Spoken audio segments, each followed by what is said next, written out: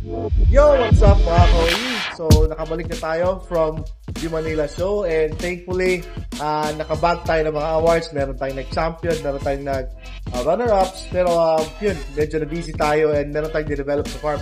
But for now, may nakuha tayong mga SBSC, Trico Panda, may mga dumating, thank God, mga gandang arwana. So, tara, tingnan natin yung mga SBST.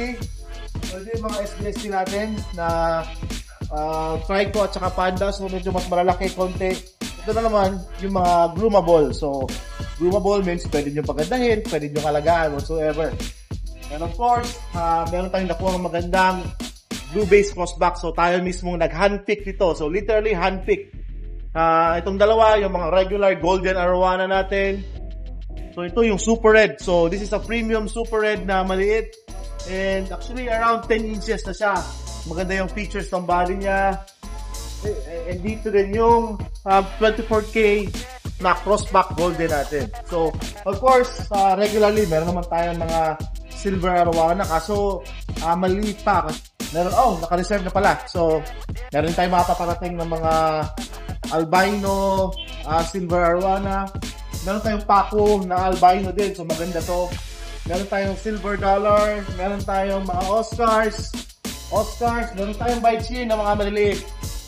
Tapos, meron din tayong mga albino pleco. So, very efficient na cleaners yung albino pleco. So, kung makikita yung mga tanks namin, clear, walang algae, kasi magagandang cleaners yung mga albino pleco.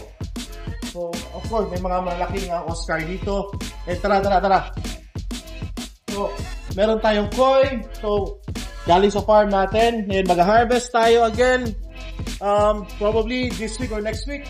So, medyo busy pa kasi ang dami natin pinapalaki sa farm. So lalagay natin dito. Meron tayong tetra. So of course, undying tetra.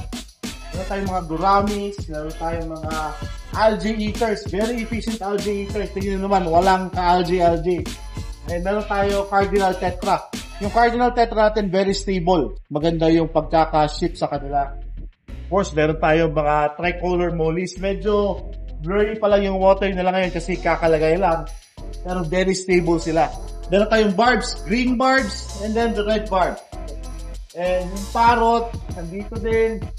May mga plants tayo. May mga mollies din tayo na malalaki. So actually, may mga cichlid. Gusto ko rin magpasalamat sa mga suppliers natin and sa mga